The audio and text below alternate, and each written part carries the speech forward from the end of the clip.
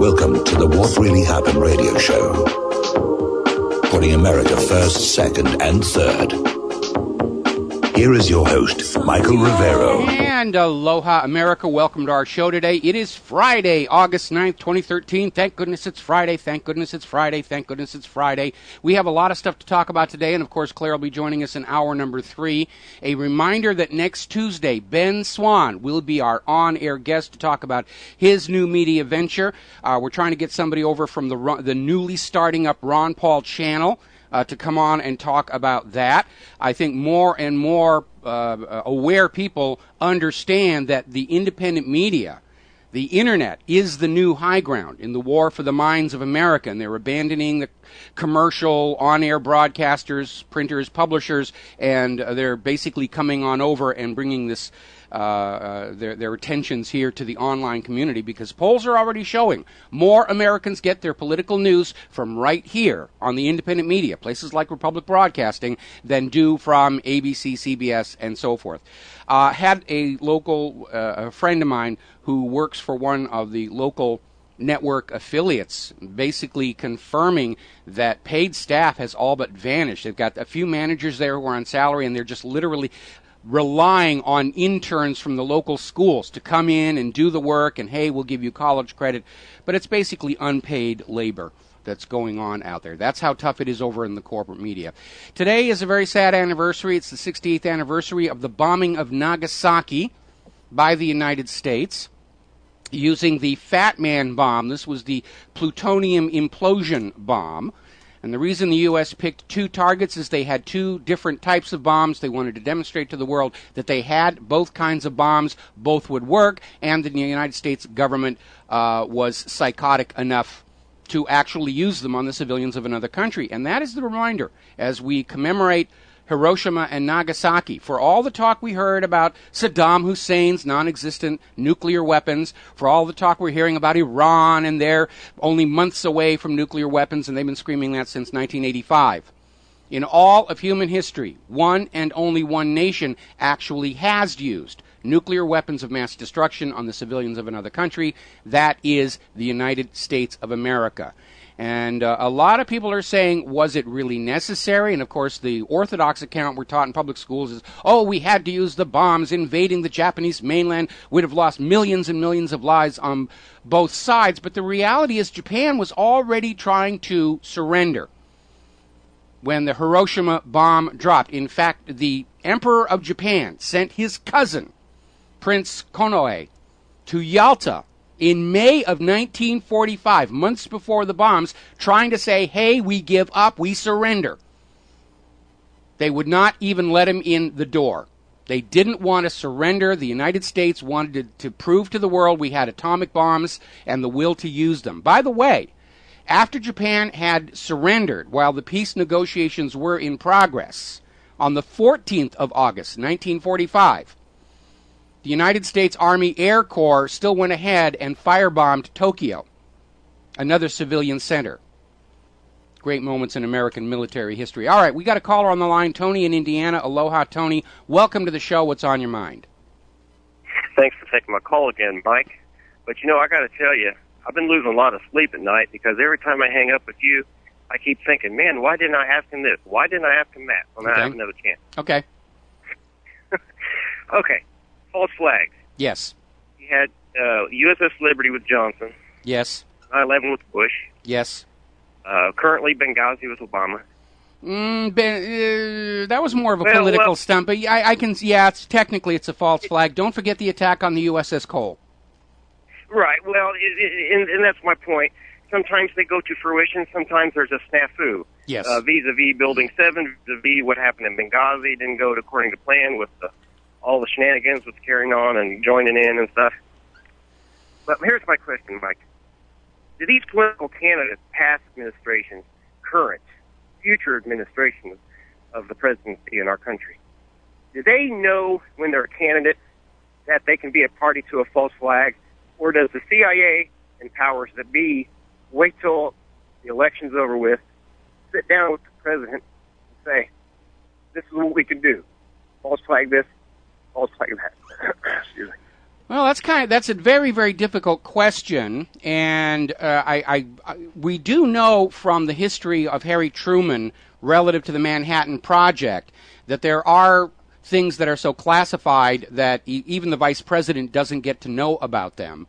So I imagine probably when somebody gets elected president, there's a briefing where they bring them up to date on the really secret stuff. But ultimately, whether or not there's going to be a false flag, obviously the go, no-go decision has to rest within the White House. CIA can set these things up or plan these things. Mossad can set these things up and plan them. But anybody who goes ahead with such a stunt, especially if it fails, is going to lose their job. And again, we know that Bush knew what was going on 9/11 because of the way he sat in that school reading about goats, and the Secret Service didn't bother to take him out, put him in that bomb-proof limousine that they've got for him, with an airport only 4 miles away and, in theory, an unknown number of hijacked airplanes over the country crashing into buildings. So Bush knew what was going on 9/11. He knew he was not really a target. The Secret Service knew he was not really a target. That's why they let him just sit there reading about goats until it was time for him to make his speech. So ultimately, I think these things are authored at the very highest levels of the government, but they are enabled by those people inside CIA, Mossad, Department of Homeland Security, FBI, who are willing to go along with such frauds. And that kind of fraud and false flag attack, sadly, has become institutionalized in our government. They have been doing it for so long and getting away with it for so long that they just figure this is just what the job entails. We got to come up with a new booga-booga to scare the American people into going along with our policy. We've got to make them hate the commies. We got to make them hate the Muslims. We got to make them hate all these people that we need to invade to prop up private central banking. But ultimately, I do think these things are authorized at the highest levels of our government, meaning, of course, the White House. And then I'll let you go here real quick, but that's what gets me to President Carter. He was only president 4 years, no major wars. I think they put offers on the table after he was elected, and he turned some down. I think that's part of the reason they got rid of him. I would agree with that. Jimmy Carter's attraction to the American people was that he was not seen as a permanent D.C. insider. So in many ways, he was a reactionary president. But he was just absolutely not prepared for the ruthlessness of the people around him when he got to Washington, D.C. And between sabotaging the attempt at rescue, the October surprise, making that secret deal with the Iranians to hold the hostages until Reagan could get elected, Carter was simply outclassed. And it's terrible because he had the potential to be a good president. I don't agree with everything that he did, but he was certainly a far better president for the American people than anybody on either side of him. And that harkens back to one of your famous sayings on your show: politics attracts the type of creatures who don't deserve it. Who should not have it. I'm sure they're convinced they deserve it because they're willing to do anything to get that power, and the backlash is once they have that power, they're equally willing to do anything with it. And again, this was why I was such a supporter of Ron Paul. He was one of the very few straight shooters still living within the Washington, D.C. environment. He was an endangered species. That was another reason I supported him. But we saw very clearly in 2008 and 2012 how he simply got railroaded out of the race before the voters ever had a chance to vote for him because he was such a threat to the Federal Reserve. He was a threat to this slavery to Israel that we see as a hallmark of the U.S. Congress, and they just gave him the old heave-ho. Clearly, Ron Paul had the majority of grassroots supports among Republicans, and the reason the GOP lost the White House in both 2008 and 2012 is Republicans who wanted Ron Paul just got so disgusted at the way the GOP leadership was foisting McCain and Romney at us, we just stayed home and didn't bother voting.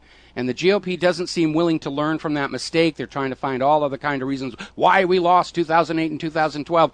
You lost because you wouldn't give your rank-and-file party members the candidate they wanted. We'll be right back after these words from our sponsors. Aloha, America. Welcome back to the show. And let's see, nobody on the phones right now. As long as the last caller brought up the subject of false flags, I think a lot of people are very, very concerned about that possibility. We're seeing many of the same warning flags that we saw prior to 9/11. And we know how badly Obama needs some kind of a big distraction away from Floodgate, away from NSA spying on law-abiding American citizens, IRS targeting of political dissident groups, and which apparently is still ongoing. Despite the scandal becoming known, an IRS agent has basically gone public saying, yeah, they're still doing it. They're still harassing political dissidents to this very day. They're not only sinners, they're unrepentant sinners over there. So over the last couple of months, we have seen Al-Qaeda, nudge, nudge, wink, wink, say no more, go from being this almost completely devastated, destroyed terror group where most of their leadership were in prison or dead, and Zawahiri, because he's back from the dead again, was the only real leader left. And then all of a sudden there was that series of jailbreaks where all of a sudden Al-Qaeda is out there and Peter King is screaming that Al-Qaeda is as strong as they were before 9/11, just hyping the new terror threat. Al-Qaeda is back, new and improved, on your store shelves today. We're seeing just an escalation in the very obvious Muslim bashing that's going on out there. And, of course, terror alert, terror alert, terror alert, terror alert. Ooh, Al-Qaeda bad, al-Zawahiri bad. It's all the same stuff we saw about Osama bin Laden in the weeks leading up to 9/11.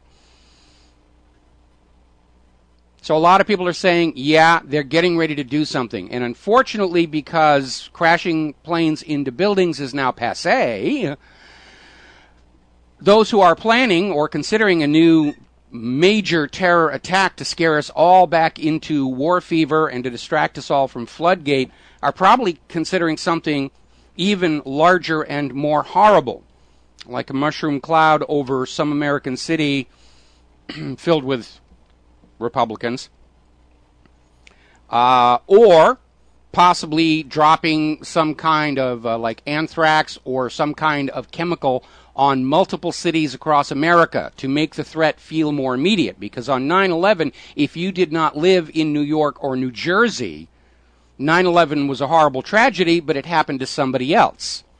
And so to maximize the feeling of terror, the U.S. government could very easily drop anthrax on several cities across the country, so that every American is saying, wow, could happen here yet, could be on the air, I can't see it, am I dying now? To just maximize that terror reaction. Get them so scared they won't even dare take the chance it might be just another one in a long, endless series of government hoaxes. But we're definitely seeing the propaganda run up to precondition Americans so that when something really bad happens, ooh, it's those gosh darn Arab Muslims again.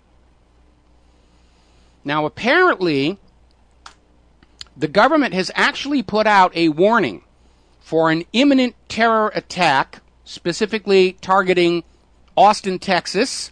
So if this broadcast cuts off in the middle, you'll know what happened. And Pasadena, California, starting today, right now, this very moment, as Obama heads off for his holiday. And they're saying brace for Al-Qaeda backpack attacks. Pressure cookers are now out. Now it's just backpacks. They take the backpack and they dip it in the chemical to make the backpack itself explosive. And of course, starting right now, there is a Homeland Security drill taking place in Austin. Just like there were terror drills taking place on 9/11 and in London on the 7/7 subway bombing. It's another drill. That's the cover. They get everything in place, and then somebody says, make the drill live. Oh, we have a new terror attack. Pay no attention to all those obvious signs of a stage-managed event. Going to go back to the phones here. Tony in Idaho. Aloha, Tony. Welcome to the show. What's on your mind? Hi, Michael. Got a question. Okay. Has any thought been given to try to get some congressmen or senators as guests on your program to give the views of why they voted for or against certain bills? Well, you know, I can't understand it. They don't return my phone calls. It's a funny thing. I think they would leap at the chance to put their point of view out there, but you know, every time I call anybody inside the Beltway, the calls are never returned. Go figure. I thought I was loved by all those folks in Washington, D.C. Anything else, Tony? No, that was basically it, Michael. Okay. Thanks a lot. All right. Like the program. Thank you very much. Have a good weekend here. Now, Mike Huckabee, who used to be in politics and now is in corporate media, which is a lot of overlap there, he's out there screaming that Muslims are uncorked animals after they pray to Allah. So already the Muslim bashing is cranking up on Fox News. Ooh, Muslims are bad. Muslims are bad. When you see a big bang, big flash of light, or you're not feeling so good, think Muslims. Muslims did it. Muslims did it. And the hard sell is so obvious on this that it is calling attention to itself, just as it did in the weeks leading up to 9/11. All right, got another caller on the line, Scott in Wisconsin. Aloha, Scott. Welcome to the show. What's on your mind? Hey, Mike, thank you for getting me on quick there, brother. Hallelujah to you.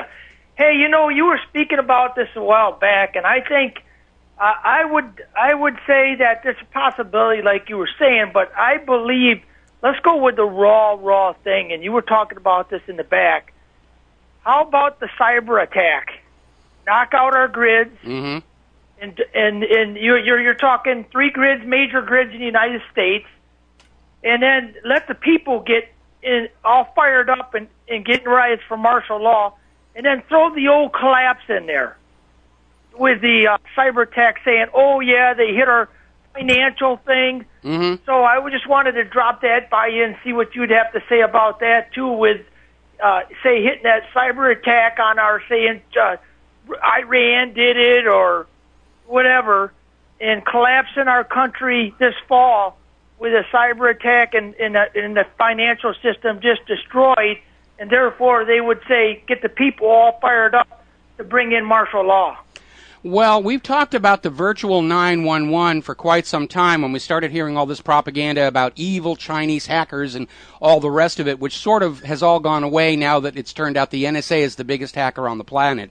And the idea was that at a point where they could not prop up this financial system any longer, because we know it's broken. It's already in default. The federal government is far more into bankruptcy than Detroit ever was in terms of the actual numbers and percentages and liabilities. So they're holding it all up with bluff and bluster, and at the point where it's going to collapse and they can't stop it, the theory of the virtual 911 was the U.S. government would intentionally crash the computers of the American financial system and claim it was a terrorism attack. And they'd go on the news and say, we were just on the verge of turning this economy around. We were going to bring back the jobs and the manufacturing. Those dastardly Iranian, Chinese, Russian, whoever else is on the list, hackers just destroyed it. We don't know who owns what or, where the money is or where the debt is. So we're just going to have to nationalize everything and say the government now owns it all to be administered by the existing financial experts over in the 1%. And move forward from there. And this would allow Wall Street and Washington, D.C. to duck the responsibility for this coming financial crash. It's no longer the fault of private central banking's Ponzi scheme. It's no longer the fault of massive rigging and corruption and fraud on Wall Street and government complacency. It's an attack by the dastardly enemies. It's a cybernetic Pearl Harbor, and we must go off to war.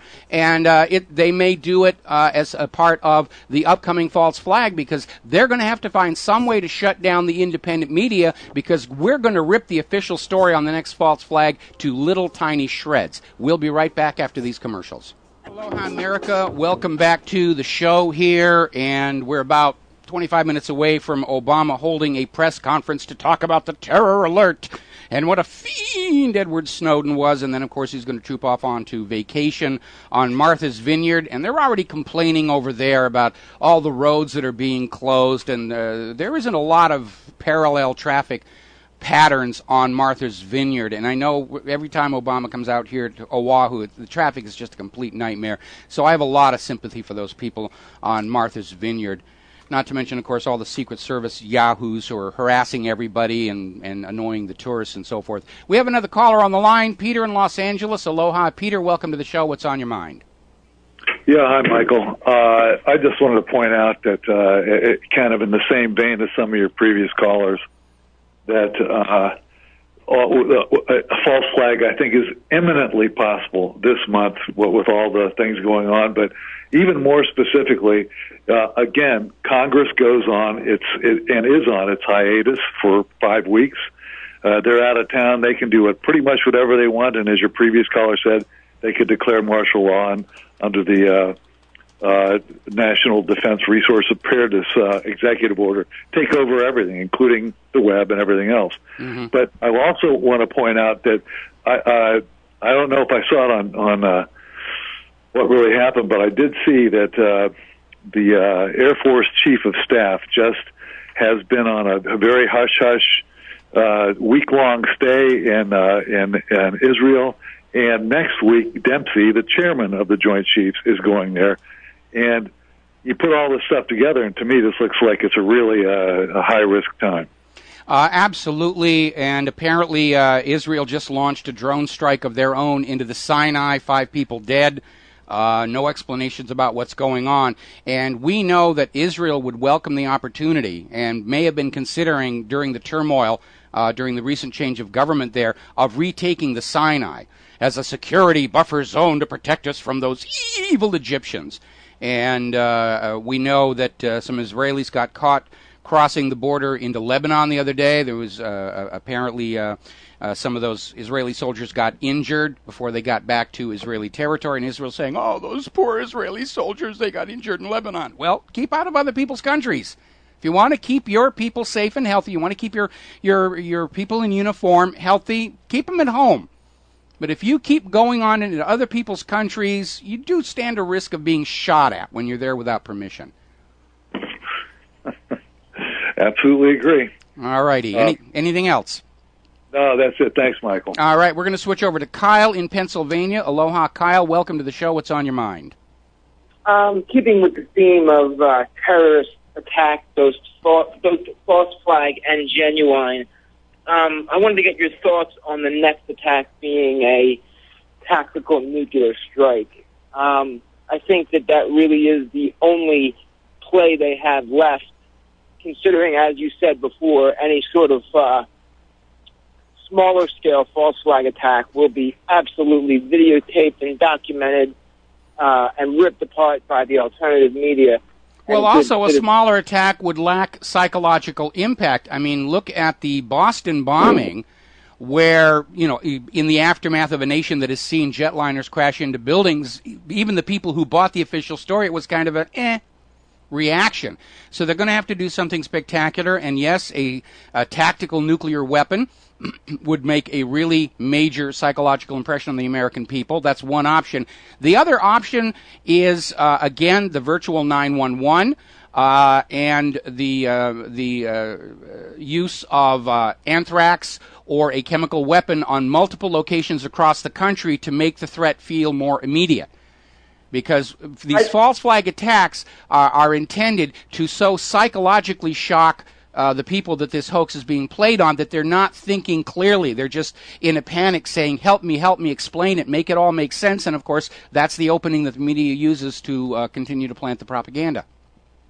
I completely agree with everything you said. And the two best benefits of a nuclear attack to the establishment is a large-scale or tactical nuclear attack doesn't leave much evidence.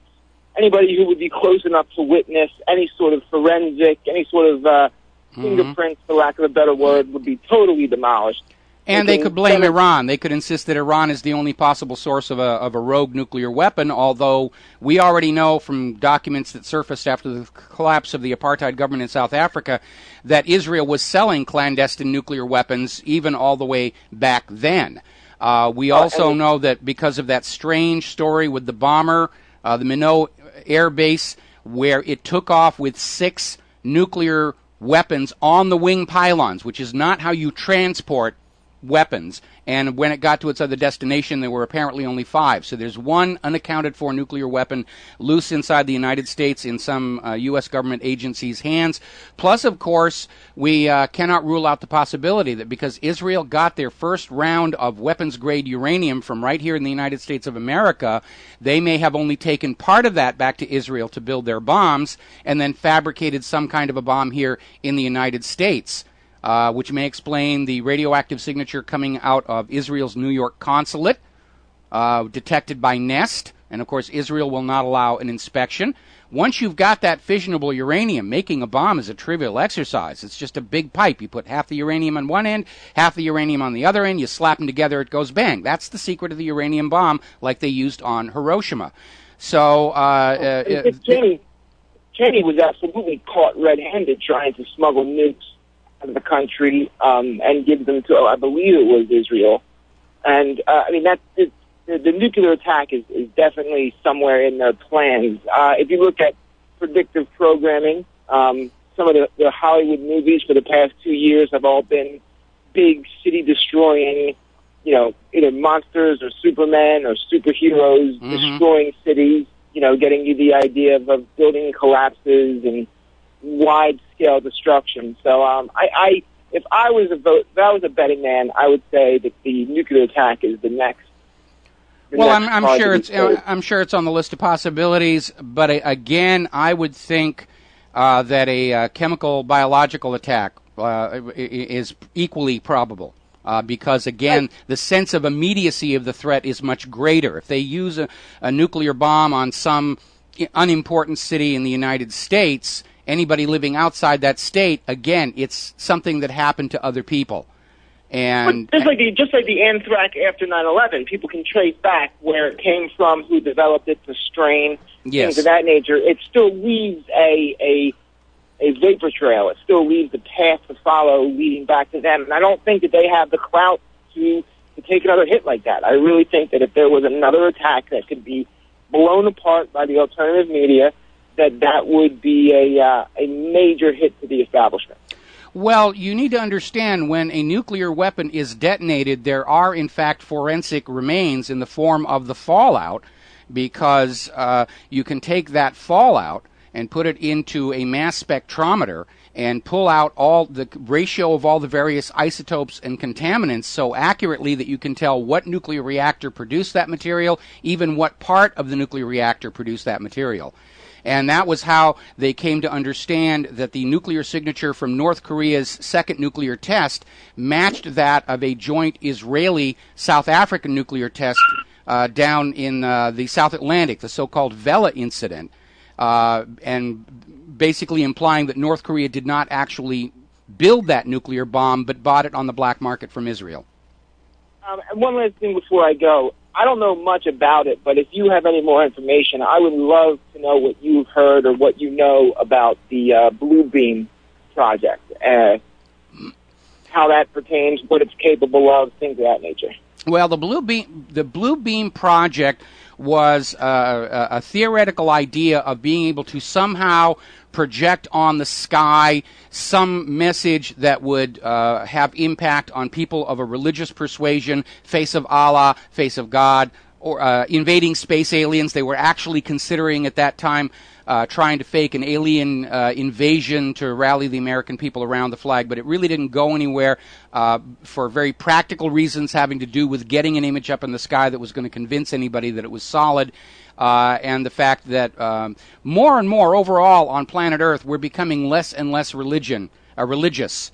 The religion is starting to really fall away as a controlling factor on the human population. And I know we're always being told that the Muslims are fanatics and all the rest of that, but the reality is that they're having the same problem with their organized commercial religion as the Catholics are and the Protestants are and so forth. So Blue Beam kind of sort of came and went, and it was dropped, not unlike the Aurora itself. We'll be right back. Aloha, America. Welcome back to the show here. And the Muslim bashing, the fear-mongering is continuing to skyrocket. Apparently yesterday, Representative Louis Gohmert, Republican in Texas, was out there telling business leaders that radical Islamists are taking Spanish lessons now because nobody bothers the illegal immigrants anymore. With all this pending immigration reform and amnesty and the illegals are allowed to work, they're just coming across the border, and he's saying radical Islamists are learning Spanish and pretending to be these Hispanics coming across the border, bringing the Death Star in their backpack. Now, along the line of what I was saying about the government needing to find some way to shut down the independent media, the bloggers, all of us Americans greatly concerned with the direction this nation is going on, the new inheritors of the Order of the White Rose, And Dianne Feinstein has proposed an amendment to the Media Shield law, which protects journalists or grants them additional protections, which are already there in the First Amendment, but it's the Media Shield law. And this amendment would limit the law's protection only to, quote, real reporters, not bloggers, not independent media types. And the definition of a real reporter is somebody drawing a salary from a recognized corporate media outlet. This is how afraid they are of Republic Broadcasting and WhatReallyHappened.com. Real reporters are those who work for the networks or the big newspapers who will take their White House talking points and report them as news obediently. Those are the real reporters. Those other people out there digging up actual facts and doing analysis, they're not real reporters. No real American would ever want to listen to those people here. Meanwhile, back in 1975, little look back, and this comes out of what was called Operation Mockingbird, and I ran into some of these types when I was working at CBS Television City. The CIA admitted in a congressional hearing in 1975 that they routinely manipulated the corporate news in order to shape the opinions of the American people. And so what Dianne Feinstein wants to do with this amendment to the Media Shield law is to say real reporters are the ones that the CIA can rely on to tell you things that you are supposed to believe to further U.S. government and Wall Street interests. And those people out there telling you the things about why these claims are completely false, they're not real reporters anymore. And remember what I said about gold things on the wall? That very often plaques and medals and awards are not handed out for actual accomplishment, but to frock somebody with an unearned reputation for trustworthiness and authority.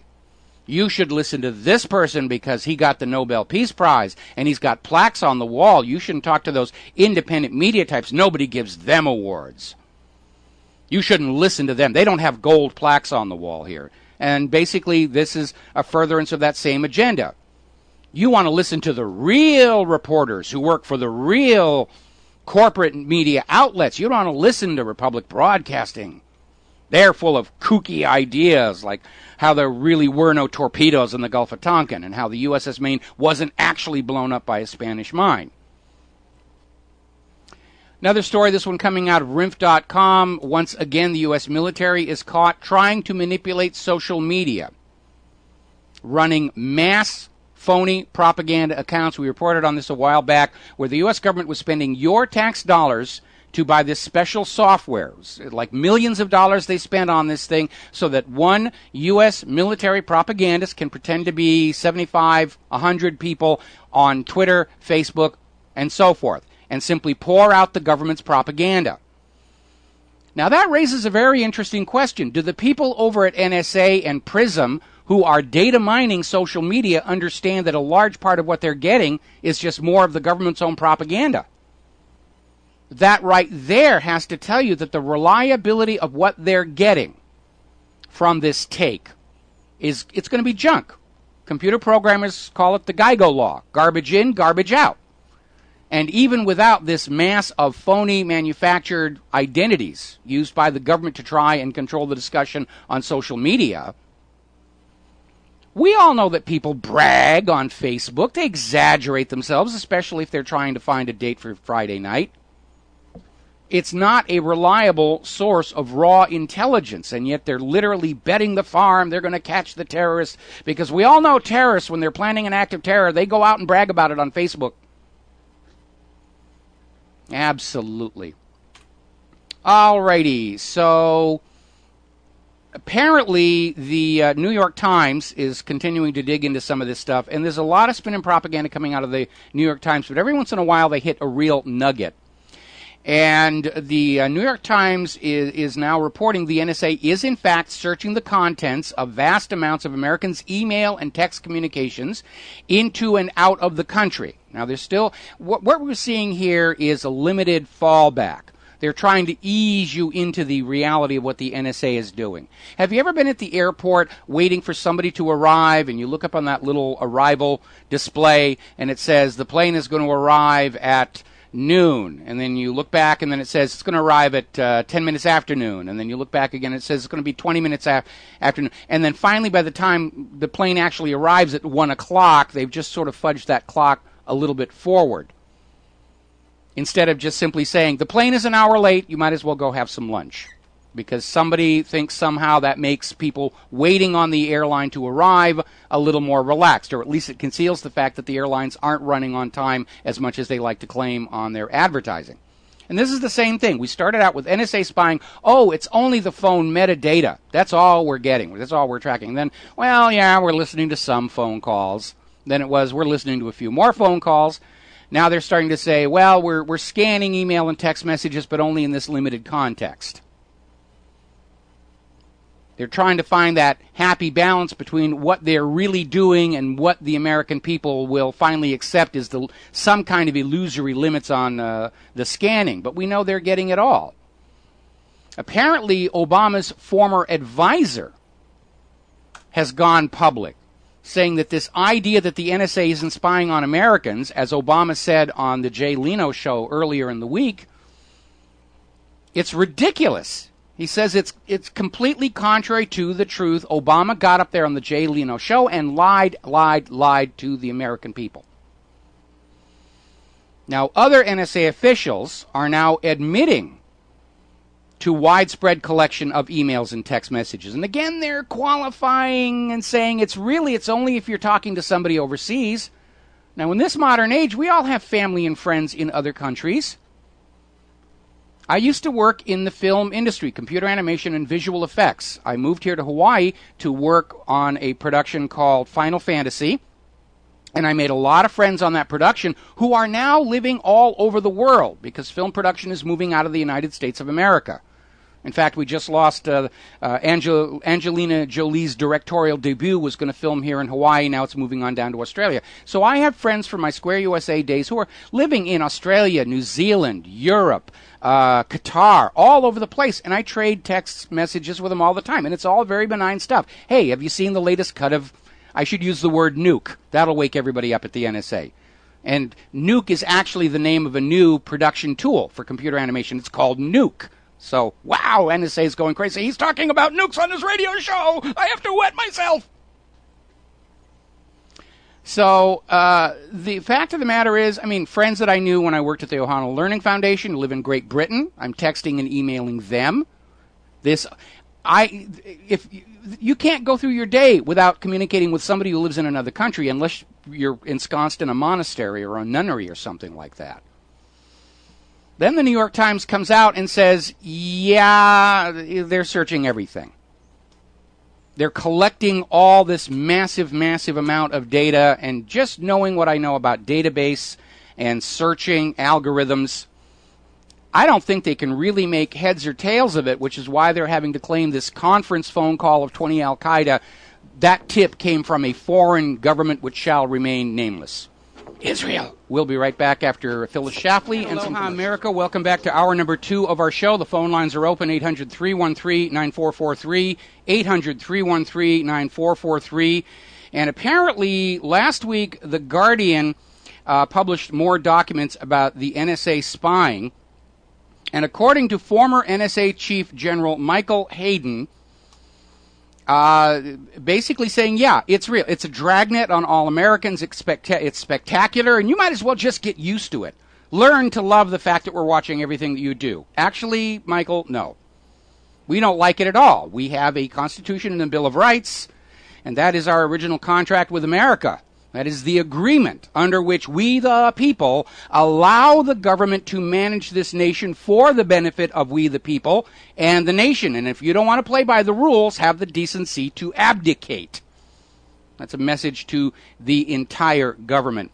Now, a rather interesting development has started occurring across the net, having to do with encrypted email servers, where these are mail service providers that promise to encrypt your mail at your end and decrypt it at the other end. Of course, anybody listening in on the wire between your computer and the servers for the encrypted mail can get the clear text.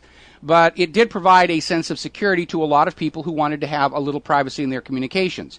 The email service LavaBit, which is thought to have been one of the ones used by Edward Snowden, announced yesterday they were simply shutting down.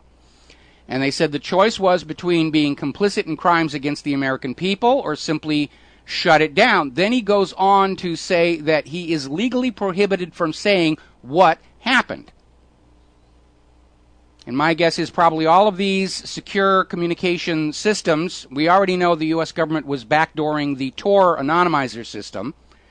And all these encrypted email providers have been approached by the government to say, you have to open up your communications to our surveillance.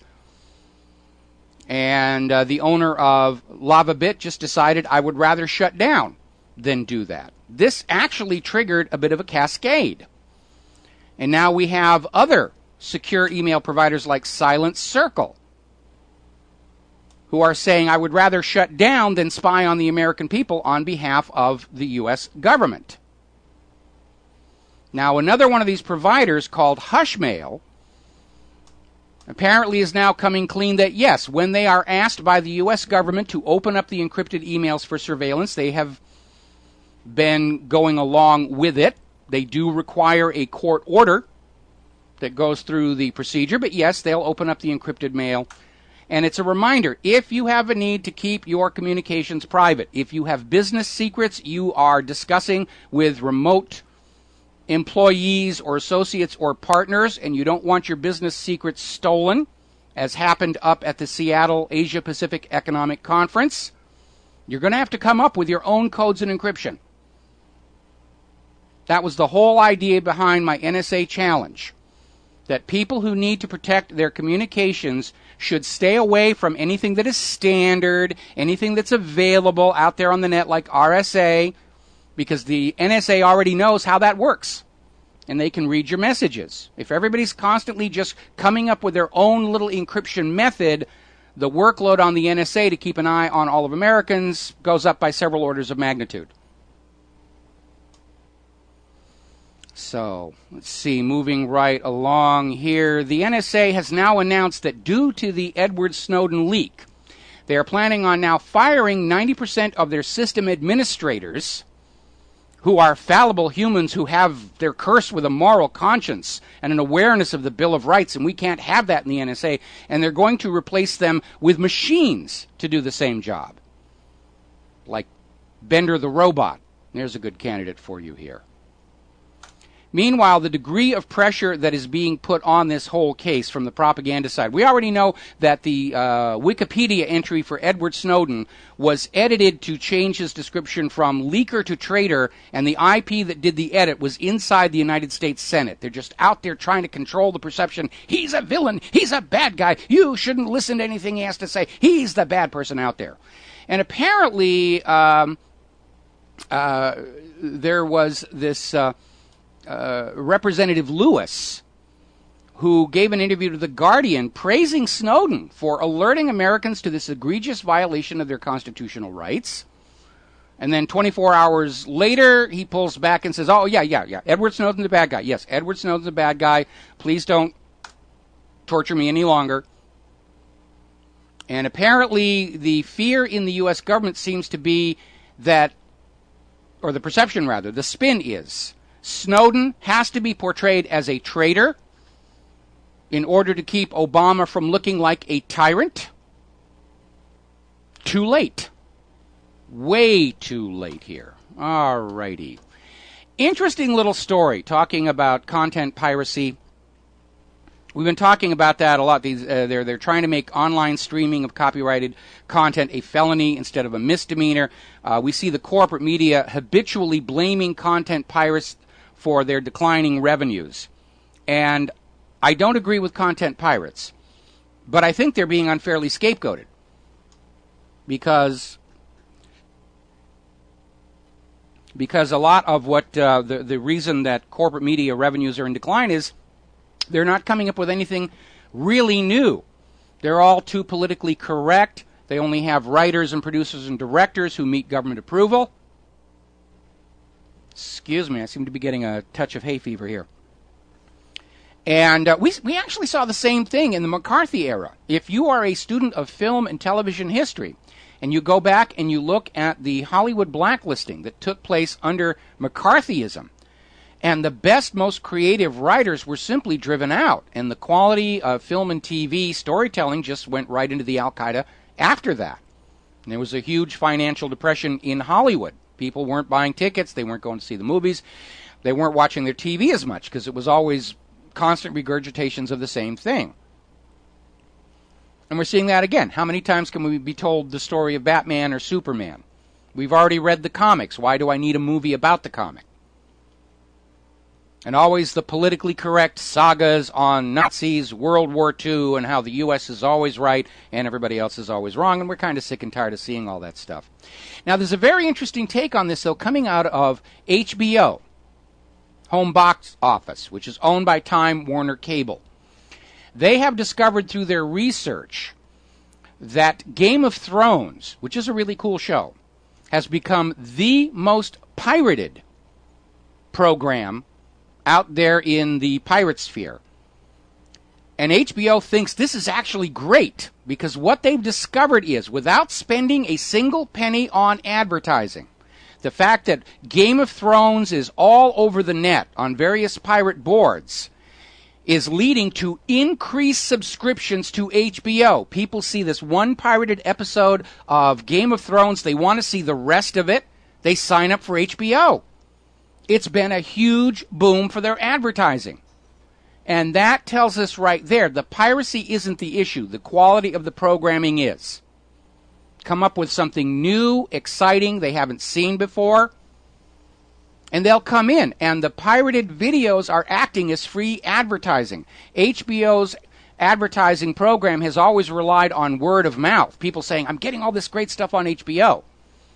Like when I tell you about all these wonderful documentaries they have, Hacking Democracy, Smartest Guys in the Room, Gasland Part 2. And I share word of mouth on my radio show, and you go over and you say, wow, we got to look at that. And the same thing is now happening with these pirated copies of Game of Thrones. It's actually working to help HBO become more profitable. And I think maybe those insecure executives at corporate media that aren't really doing so well had better stop scapegoating the content pirates and realizing they could actually be business allies. And that if you want to look for a reason why your ratings and your earnings are in decline, you better start looking at what you're trying to force your viewers to see, because we're sick and tired of 20 reruns of The Born Tedium. We'll be back after these commercials. Aloha, America. Welcome back to the show here. And let's see. Again, I think we mentioned this earlier in the show. An aide to Representative Dave Camp, chairman of the House Ways and Means Committee, has told the Washington Examiner that an insider at the IRS says that even 3 months after this scandal first broke into the public eye, the IRS is still targeting Tea Party groups, conservative groups, political dissidents.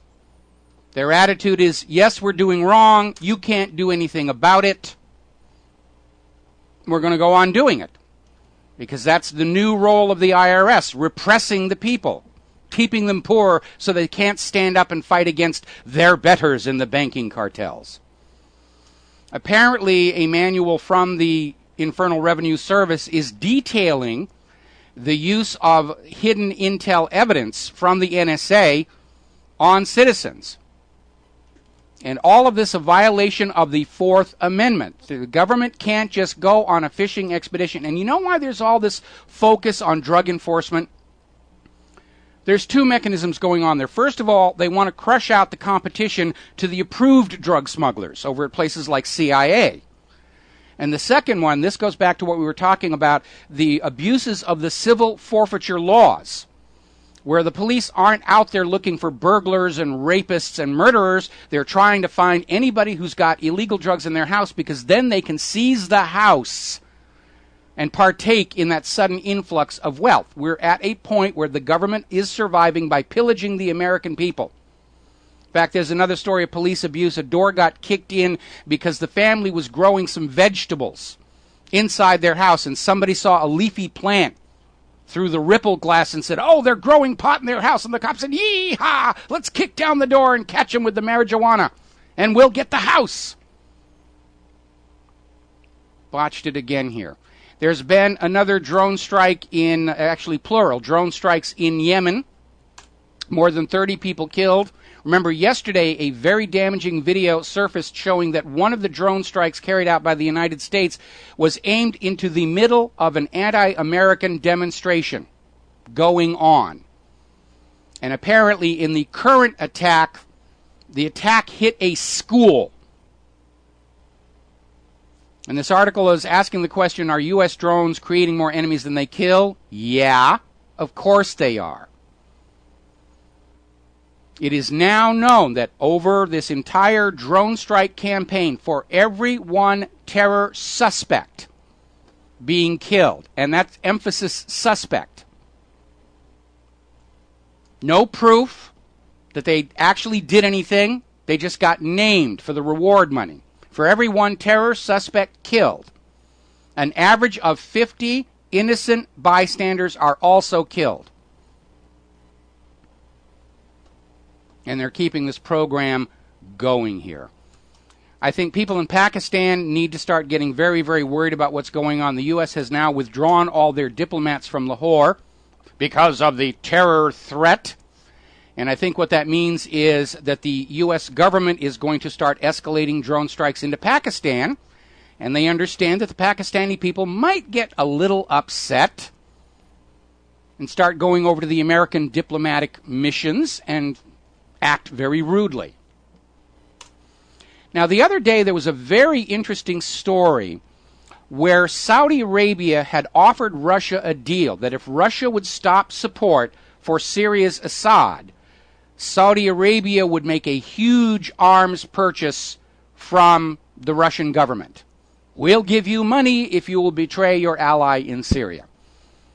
And apparently Putin has essentially laughed at the Saudi offer. And he's doing it for two reasons. One, right now Putin is getting a reputation for being a man who keeps his word to his allies.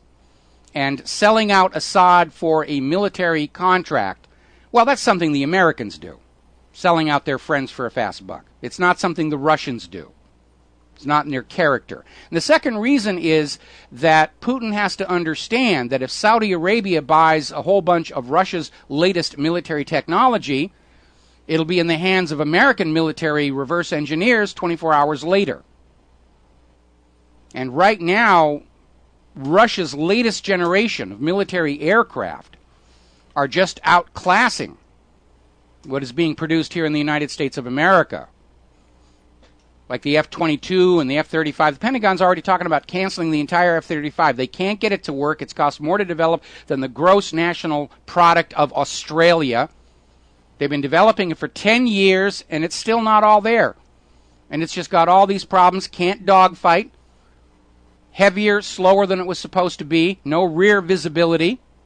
It's not as stealthy as it was supposed to be. Carrier version can't land on a carrier because the arrestor hook is too close to the main landing gear. Can't fly in fog. Can't fly near lightning storms. Can't fly in the rain.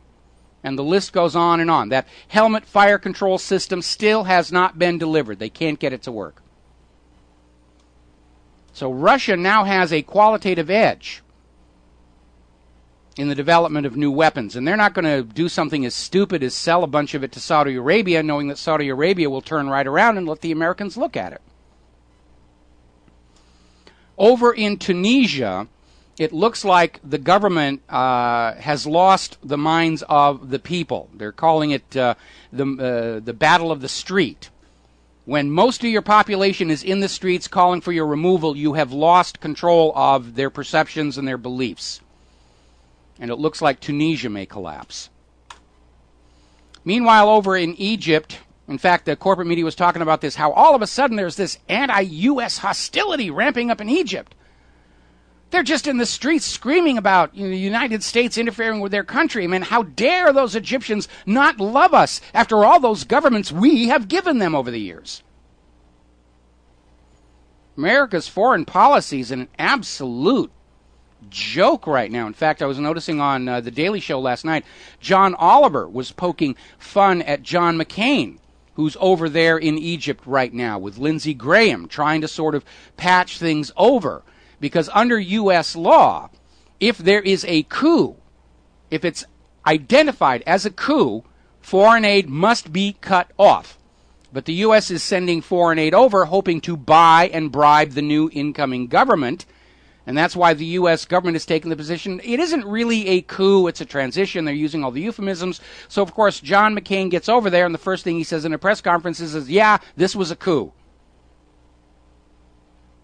And they're poking fun at him for that. Meanwhile, Middle Eastern expert, this is reported over at Newsmax, is saying that the U.S.-Egypt alliance is on the verge of collapse. And the reason for that is very simple. The United States has been playing both ends against that middle. And now the middle realizes that's what's going on. And the whole idea of trying to sway the elections that brought Morsi to power and take Morsi out was to keep Egypt under the control of the U.S. and Israel. And it looks like that is going to collapse. Egypt is now moving closer to Syria. That's not making Israel happy. This whole Middle East foreign policy is collapsing. Obama is not getting good information from his advisors, or he's just not listening, because they're making mistake after mistake after mistake after mistake.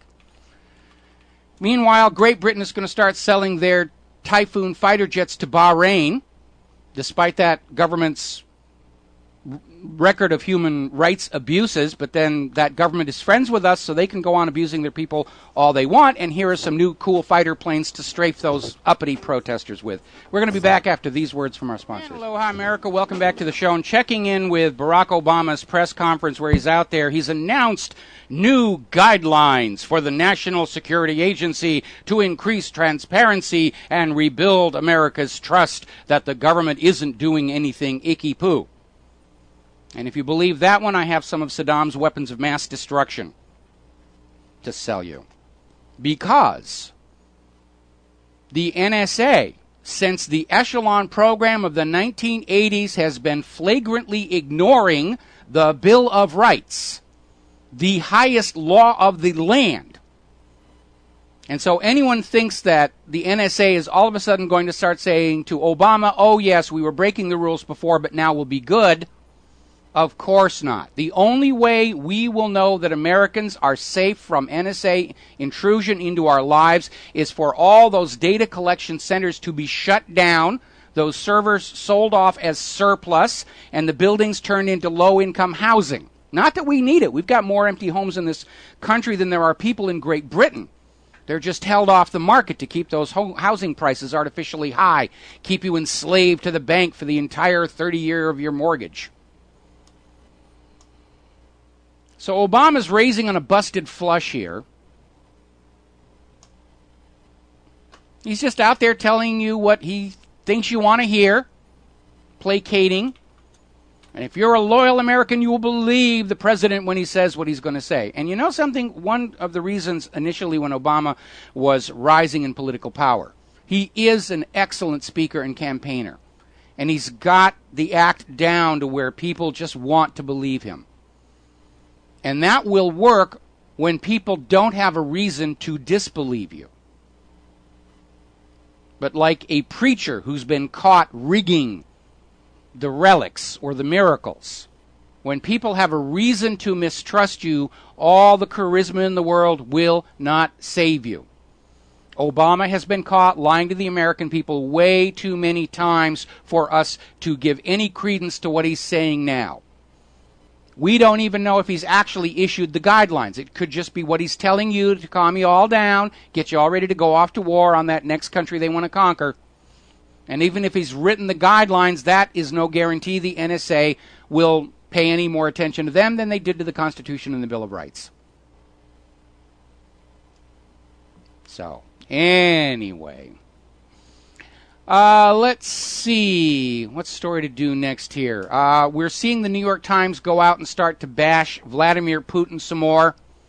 They're railing on him. They just want to get ready to eventual war with Russia, and that's going to be a big mistake because those guys really do have nuclear weapons of mass destruction. And our anti-ballistic missile system here in the United States of America still fails half the time during tests, where the operators are told at 12 minutes after the hour, a bogey is going to come in from this direction at this altitude, shoot it down, and they still can't. So the New York Times has this article bashing Russia, saying their economy is depressed, that they're in terrible trouble over there, that Putin is facing the wrath of the Russian people for the horrible economy. It simply isn't true. Putin came into power in 2001. He inherited a depression from Yeltsin. And today it is a different story. Russia enjoys the lowest debt levels and tax rates in Europe.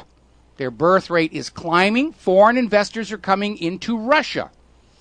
And Putin accomplished this miracle in part by taking control of Russia's central bank, turning the public currency back to a public utility, which is why Russia is now on the White House special high interest targets list. This is exactly what happened in Germany when the Nazis came to power in the middle of the Weimar inflation, struggling with that private central bank imposed on Germany by the Treaty of Versailles after World War I. And they threw that all out, and they said the currency now comes from the government. It's based on value. It does not accrue interest to bankers. And Germany's economy turned around so dramatically, it was called the German miracle, which was a threat to every nation with a private central bank, because nations enslaved to a private central bank can never, ever, ever compete economically with nations that don't have private central banks in charge of their currency. That's just an historic reality. And private central bank enslaved nations maintain the supremacy of private central banks by declaring boycotts, if not outright war, on nations that break free from private central banking. That's what happened to Germany. When they started their new economy and they started building factories and all this infrastructure and they were just on their way up, the rest of the banking nations, the rest of the nations with private central banks, declared a global boycott against Germany to destroy that new economy before people in other countries got uppity ideas about how much better life is in a nation without a private central bank controlling the currency. And that's what led to World War II. And now they're getting ready to do the same thing in Russia. Now, over at Wikipedia, I linked to this article to whatreallyhappened.com, and it's simply a factual economic article, the list of sovereign states by current account balance. In other words, their trade imbalances. Are they importing more than they export? Are they exporting more than they import? And when you look at the chart on this article, it immediately becomes clear that Russia's the happening place. Their economy is booming. Their productivity is up. Their exports greatly exceed their imports. They got cash pouring in. And when you compare it to the United States of America, which is just way down at the bottom of this, because we're importing everything and nobody wants to buy our exports anymore. And that's the reality. Russia's economy is working now that they've taken control of their central bank. And our government, which is absolutely in the pocket of the big bankers, won't go that route any more than they would go with Iceland's solution to the crash of the mortgage-backed security fraud. They're going to keep trying to perpetuate this system and worse, force it on the rest of the world with American arms carried by your children. That the reality is Russia is doing very, very well right now. Now, as part of the Russia bashing, we're seeing a lot of people trying to make a big deal over the fact that Putin is anti-gay, they're passing laws against gays, and as usual, it is an overstatement of what's going on. The law in question simply says you cannot teach children about homosexuality and the homosexual lifestyle when they're in school, below a certain age. Let them get old enough to make their own choices. That's all the law does. They're not throwing gays in the gulags. Over in Britain, Stephen Fry has come out trying to equate this refusal to allow homosexuality to be taught in the schools with the Nazi persecution of the Jews. They're trying to fan this out. And Stephen Fry is now calling for the U.S. and Britain to boycott the upcoming Winter Olympics. And I would remind these morons in the U.S. calling for an Olympic boycott, and Stephen Fry, the last time the U.S. did boycott the Olympics, it turned into a political disaster. World opinion sided with the young athletes who had trained their entire lives to participate and then were denied their chance to compete when the U.S. government threw one of its regular tantrums. The tradition of the Olympics, going back to ancient times, was that for the duration of the games, warring nations would stop the wars. They'd put down the spears, pick up the javelins, and they would have a big party celebrating athletic excellence, and politics did not come into it. And then when the Olympics were over, they'd go back to doing what they were doing before. And that is what the modern Olympics is supposed to enshrine. Let's just get everybody on the planet together and have some games and some contests and applaud these young people who are accomplishing these amazing things. If the U.S. boycotts this Olympic, if Britain boycotts the Olympics, it will be a public relations nightmare just like it was the last time. And by the way, Mr. Fry, before you start screaming about how not allowing homosexuality to be taught in the schools represents the oppression of gays, you should go down to Israel and see how gays are being treated by the more Orthodox community in Israel. If you want to talk about abuse, you should go on down there. All righty. Let's see. There's an interesting article. This is from the Trenches World Report. And they're talking about Mervyn King, who was up until just recently the governor of the Bank of England. And they're going into detail about how the Bank of England has been selling gold it does not own, sometimes as much as 4 and 5 times. It's all on paper. And this is why these bullion banks don't actually have all that much gold. And why, eventually, if we let them, they're going to start asking for our gold to prop up the New York Federal Reserve. We'll be right back. And aloha, America. Welcome back to the show. And I guess that was a short-lived idea, and some common sense prevailed over at the White House because Obama has just announced the United States will not boycott the Winter Olympics in Russia. Finally, some good decision-making coming out of the Oval Office there. It would have been a PR disaster because it was before. By the way, I think all this brouhaha over this law in Russia saying that homosexuality should not be taught in the school system is designed to try and start building a coalition of people both in Great Britain and in the United States among the gay community to say, oh, Russia's bad, they hate gays, as part of the ramp up of propaganda to demonize Russia ahead of a potential war. And you need to start asking yourself, should Russia and the United States go to war against each other, knowing it has to go nuclear because of the United States' lack of the manpower, the manufacturing, the munitions, and the money to actually prevail in a conventional war against Russia? U.S. would do no better than the Nazis did. It'll go nuclear. Who benefits if the U.S. and Russia are tricked into a mutually destructive nuclear war? These two world powers would be off the chessboard. And you would have little Israel down there in the middle of the Middle Eastern oil wealth with their nuclear arsenal, able to control those other oil nations and through that oil the rest of the world. Israel would love it if the U.S. and Russia blew each other up. They'd be happy as just all get out here. Alrighty, getting back here to the economy. Apparently, the courts have now said that borrowers can, in fact, now sue Wells Fargo over mortgage modification manipulation. And apparently the problem was Wells Fargo and Company were refusing to offer permanent mortgage modifications to homeowners who actually qualified for it. And this has already gone up to the Federal Appeals Court ruling, to the Federal Appeals Court level, and they have ruled, yeah, these homeowners who were denied permanent mortgage modifications by Wells Fargo can now sue Wells Fargo. The whole thing was fraud from beginning to end, starting with the mortgage-backed securities themselves, and the foreclosure fraud, and fraud with the mortgage modifications. The banking establishment in this country is not honest, honorable, or ethical. They're just greedy money junkies who will grab whatever they can get and hope they can hang on to it. Because with that attitude, they've got more coming in than they're having to pay out in the lawsuits and these wrist-slap fines. Remember Obama's foreclosure fraud settlement? The average homeowner who had their home taken illegally got a check for $300.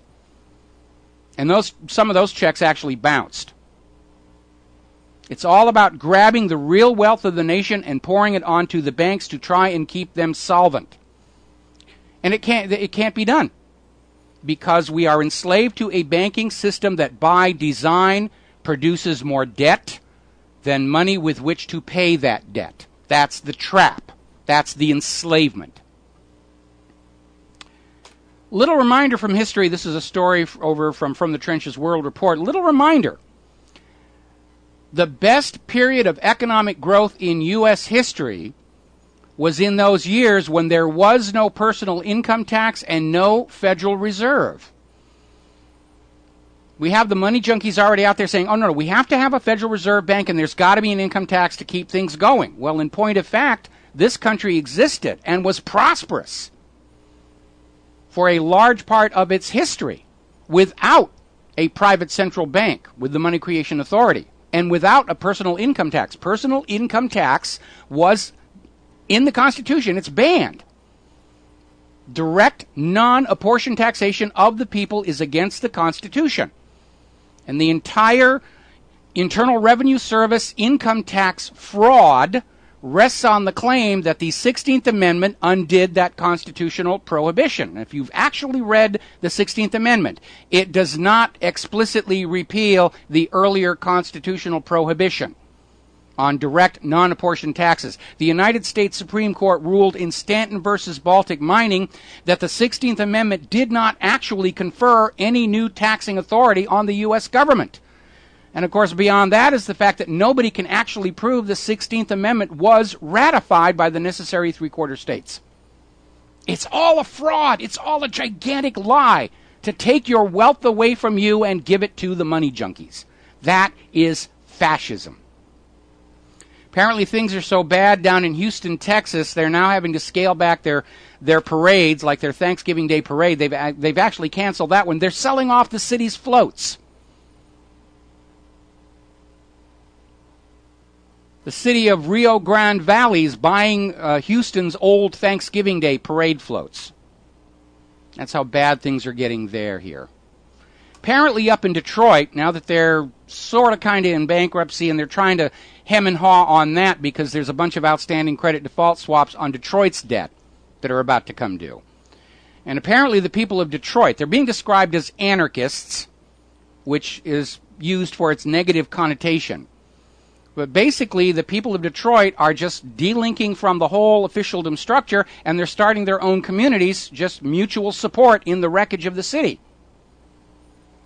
And sometimes anarchy gets a bad rap. Of course, it's a dirty word for any form of government or rulership that sees people who refuse to be ruled as a problem. Domesticate comes from the same root word as dominate.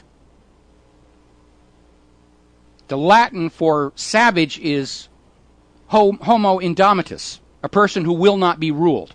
That's a savage. And these people are just pulling together, and they're just going to take care of themselves, and they're not going to be connected with the banks, and they're not going to be connected with the government, and we can't have things like that. That's anarchy. But I got to tell you, after all these years of studying the Republicans and the Democrats, anarchy's looking very attractive right now. Coming up here on the top of the hour, apparently Japan is finally admitting that there is a real emergency at Fukushima. The water that has been soaking into the ground is basically saturated the ground. It's now unstable. The remains of those reactors could fall over. It's overtopping the barrier. Now they're acknowledging they've been pouring tons and tons, hundreds of tons of radioactive water into the Pacific Ocean for 2 years now. But we're working to solve the problem. There's no way to solve this. They absolutely messed this up. And the reason they messed it up is because as soon as it happened, they tried to say, it's not a big problem, it's not a big problem, we don't need to do anything. Go on eating the seafood, go on growing your vegetables around here. And they didn't act decisively to deal with the crisis because that would have cost too much money, and the money junkies just aren't going to allow that to happen. By the way, I've gone back to doing daily radiation readings here on the island of Oahu. Now, my radiation meter only detects radiation carried in the air, and it's not the airborne radiation that is the problem at this time, unless one of those spontaneous fission reactions taking place in the ground actually erupts with steam geysers or something, and I understand steam has been pouring out of the remains of reactor number 3 for quite some time. It's the ocean-borne contamination we have to worry about, and more importantly, the fish that become contaminated right off the coast of Japan and migrate to someplace else in the ocean, like San Diego, where they're going to be just as radioactive as they were near Japan. It is a major, major problem out there. Now, Associated Press not too long ago ran this photo of the lake at the North Pole, where they had this monitoring system, and all of a sudden it was surrounded by water, and they were saying, see, it proves there's global warming, there's a lake at the North Pole. They've now had to take that photo back because they've had to admit that it wasn't a hole in the ice, it was just a melt pond, which actually happens from time to time during the Arctic summer, not due to global warming. And it also turns out the photo was not taken at the North Pole because the monitoring station, being on pack ice, was drifting around and was actually quite a bit south when they took the photo. Remember when they had the photo of the polar bear on the little tiny piece of ice? Oh, he's drowning, it's global warming. And it turned out it was summer, and polar bears float. They've been known to swim at least 60, 70 miles. They weren't drowning. Carbon-Nazi stuff. All right, we're going to take a break for Phyllis Shapley and commercials. We'll be back with the lovely Lady Claire after these. America, welcome back to hour number 3 of our show, and we're looking at the corporate media. They're doing the post-Obama press conference analysis, and they're focusing very much on his comments about bringing more control and transparency to the NSA spy scandal to deal with the public criticism and outcry. And so what we've got here, just down in a nutshell, is that President Obama has just announced that he is going to have tighter controls on the NSA spying program he told Jay Leno did not exist in the first place. So why would anybody listen to anything this man has to say from this point on? How do you know? That's hysterical, Mike. How do you know when Obama is lying? His lips are moving, and of course now he's off on his vacation to Martha's Vineyard, so the Secret Service can make those people miserable for the next couple of weeks here. Oh, yes. It is just rather amazing here. I got a very interesting email from somebody who was watching that press conference, and he said, when I see a worm wiggle that hard, I put it on a fish hook. Okay, for those of you watching on BAM User TV, this glorious creature sitting behind me is the lovely Lady Claire, who deigns to join us in the third hour of every Friday with her unique perspective on the world. It's a privilege, dear. Actually, you're a slave. I dragged you in here, I chained you to the chair. What is the first thing on your list of talking points? Well, the first thing that's on my list is apparently last week, the U.S. Air Force chief by the name of General Mark Welch has completed a secretive week-long visit to Israel in the last week. Do you need to clear your throat? Pardon me. Give it a good Claire.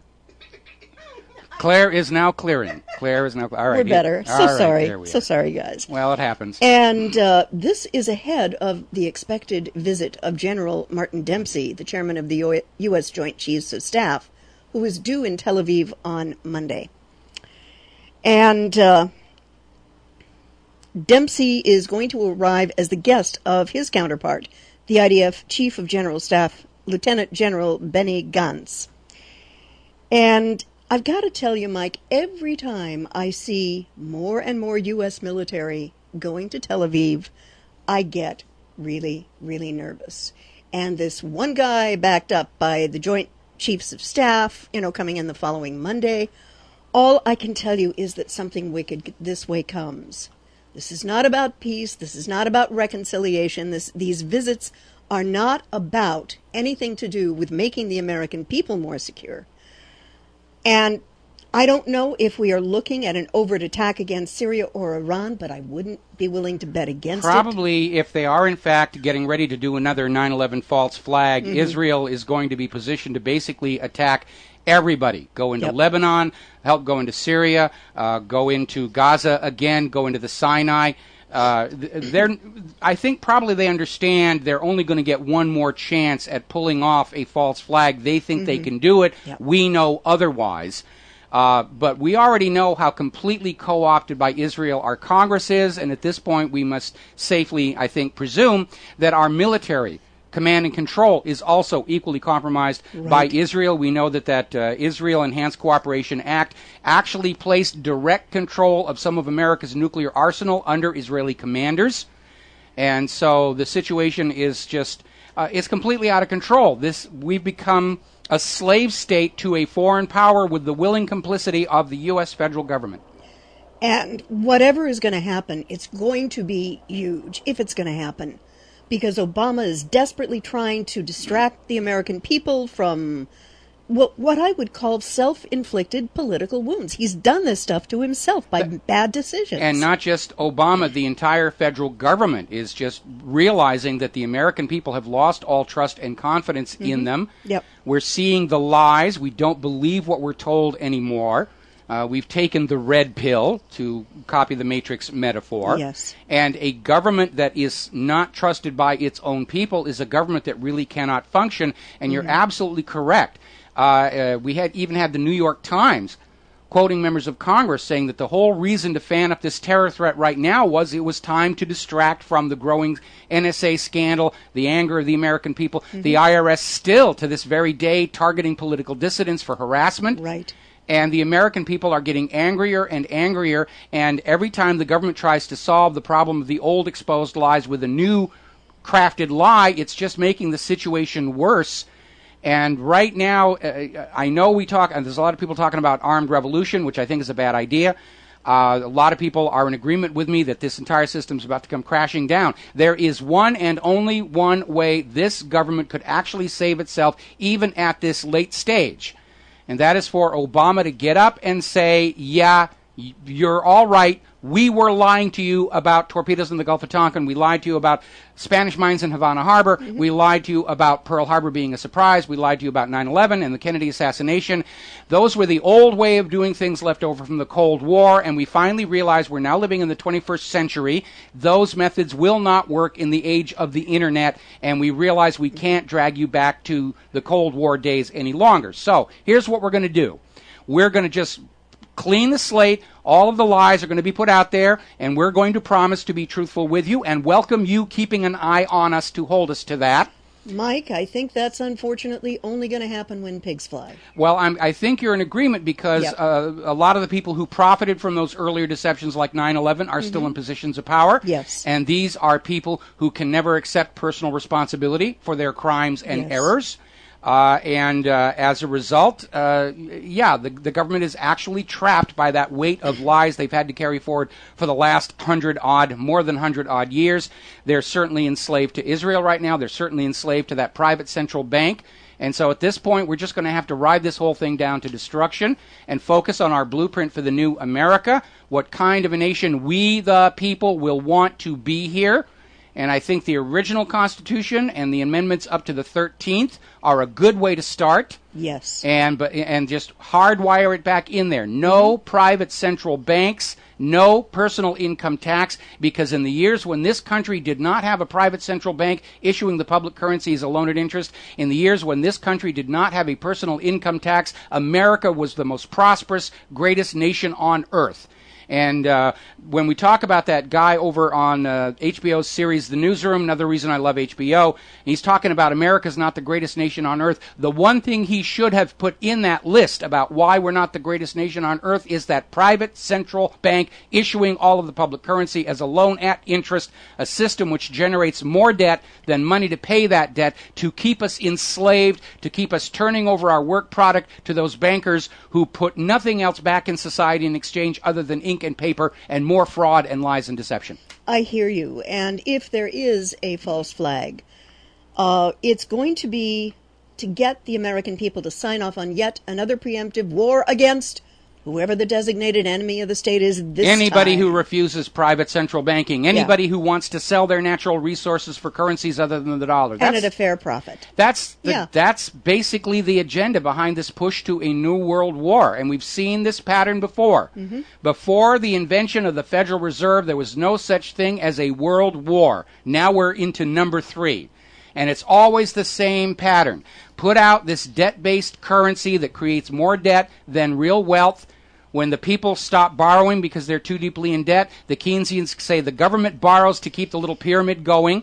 And then when you reach the point where the people won't borrow anymore and the government can't borrow anymore, that's when you gin up a world war to force everybody even deeper into debt. They have played this scam successfully on planet Earth twice already, with hundreds of millions of human beings killed and crippled to keep their little Ponzi scheme bank scam going again. And now they're trying to do it a third time. And I would just like to remind my fellow and sister Americans who do care about this country, no matter what political side of the aisle you may fall on, Democrat, Republican, Libertarian, Independent, I want you to think back as to just how well the invasion and occupation of Iraq has gone for this country, and how brilliantly the invasion and occupation of Afghanistan is going for the U.S. and NATO troops. It's falling apart. Yeah. The countries are breaking away from American influence because of all this. Got to take a break for commercials. We'll be right back. And aloha, welcome back to the show. And Claire, what was your next topic? Well, this is very much related to the possibility of the U.S. starting another war. Back in February, the representative from Harlem, Charlie Rangel, had presented legislation to back the draft, but not only for our young men. At this point, they're going to be coming also not only for your sons, but your daughters as well. And Rangel pointed to the recent Pentagon decision lifting the ban on women in combat units. And what he said was now that women can serve in combat, they should register for the Selective Service alongside their male counterparts.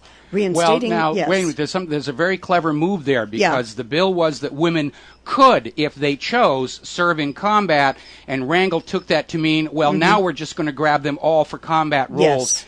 And I cannot tell you how much this betrays the fact that the U.S. government understands this war is going to be very, very difficult to win.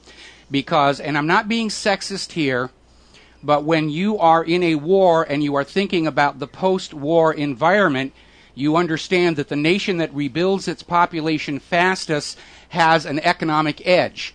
And so, you know, when you talk about creating the next generation, guy's contribution is about what, 7 minutes?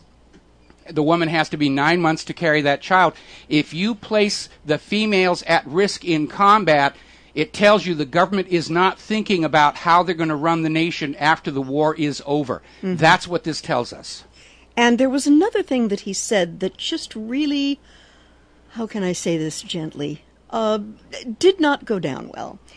He made the observation, reinstating the draft and requiring women to register for the Selective Service would compel the American public to have a stake in the wars we fight as a nation. We must question why and how we go to war and who decides to send our men and women into harm's way. I find that completely disingenuous and cynical. Of course it is. I mean, the American people have been opposed to these wars. Even all the way back in 2003, we had all these videos of these Stop the War protests in every city in America. We had them here in Honolulu. We made all these videos. The American people have been screaming with one voice, no more wars. Wall Street doesn't want to hear it. The military-industrial complex doesn't want to hear it. Nope. Washington, D.C. doesn't want to hear it. So for Rangel to say that by drafting our women, it will engage the American population in the process of deciding who we go to war against, they're not listening, and they won't listen anymore when they're taking our daughters and putting them in harm's way. Now, when he says about the stake in war, the American people no longer have a stake in the wars we fight as a nation because they're doing nothing to enhance the safety and security and economic opportunities of American citizens. Quite the contrary. We're in a covert wartime economy. Everything is pushed into the war effort. And the reality is that if this war were to somehow be won, it will not make life better for the American people because this war, like all the earlier wars, is a war for the private central bankers. That's what's going on here. And when they declare victory or whatever, they will sit back knowing that both sides in this war have been plunged into another 100 years of debt to those private central bankers. So this war, even if we should win, will not, in fact, make our lives better. And I think it's time I reposted that article on Majestic Memories. Yes. On that wonderful Jim Carrey movie, The Majestic. I'm going to go ahead and put that up. Okay. There's another thing that we need to take a look at happening. There's a little bit of a tete-a-tete between the UK and Spain over Gibraltar. Downing Street has played down the significance of sending a rapid reaction force of warships to Gibraltar due to stop off at the territory on its way to naval exercises in the Mediterranean. And number 10 said, it's been planned for a long time, yada, yada, yada. But apparently, Prime Minister Cameron has warned the Spanish Prime Minister, Mariano Rajoy, about the warships in a telephone conversation. The naval force led by HMS Illustrious, and including 2 frigates, will sail to the Mediterranean on Monday for a part of a 2-month deployment. And I would like to suggest to English Prime Minister Cameron and Spanish Prime Minister Rajoy, please check your collective testosterone at the door and get this sorted. Europe does not need a military confrontation between Spain and the UK right now. Guys, you're bigger than this. You can do better. Oh, I don't know. It seems like Spain and Britain have this long tradition of shooting each other.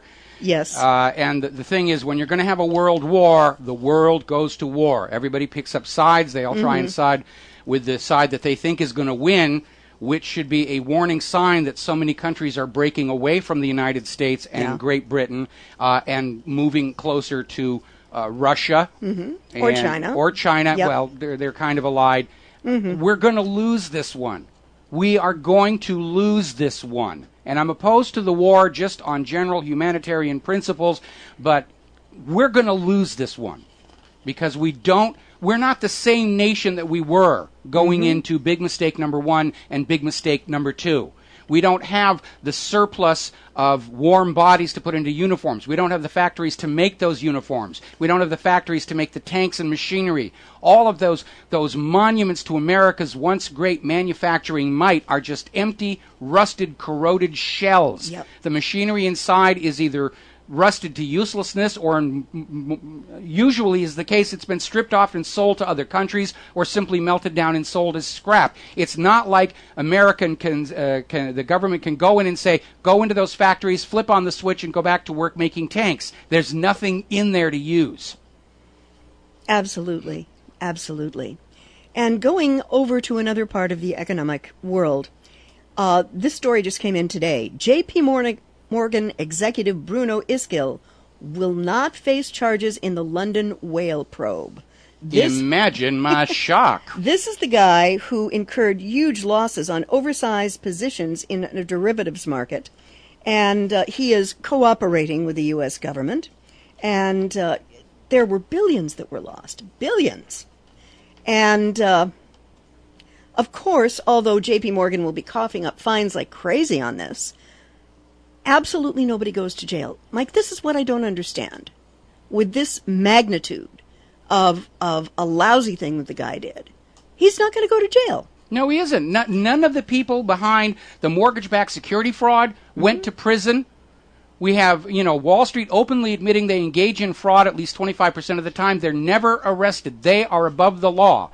If Edward Snowden really wanted to live in a home that was beyond the reach of U.S. law enforcement, he should move to Wall Street. Yep. And by the way, if Obama really wanted Snowden back from Russia, all he's got to do is tell Putin that Snowden is gay. Yes.